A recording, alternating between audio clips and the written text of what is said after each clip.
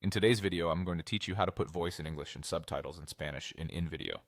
If you're creating content for a bilingual audience, keeping your voice in English while showing Spanish subtitles is a great way to boost clarity and reach. We'll walk through the exact steps, keep things simple, and make sure only the subtitles change. First, log into InVideo using your usual credentials. Make sure you're on a stable connection so changes apply smoothly. It also helps if your project already has an English voiceover and either existing captions or auto-generated subtitles, since we're only translating those. Next, open your project.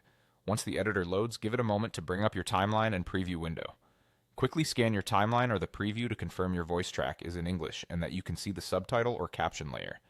This is important because we're going to tell the AI exactly what to change, and we want to avoid affecting any other part of the project. Now look for the command box in the editor. Depending on your layout, it may be labeled Command, Ask AI, or something similar. Click into that box. This is where you'll type a precise instruction so the AI modifies only the subtitles, leaving your voice and visuals untouched. Being specific here is key. Type a clear command such as change the subtitles to Spanish. If your captions are labeled as captions in your project, you can also write translate the captions to Spanish. Keep the wording tight and direct. These phrases tell the AI exactly what you want, and they focus the change on the subtitle or caption layer only.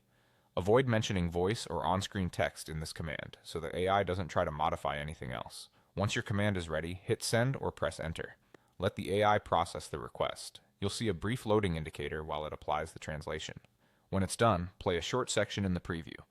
Listen to confirm the voice remains in English and read the on-screen subtitles to ensure they've been translated into Spanish.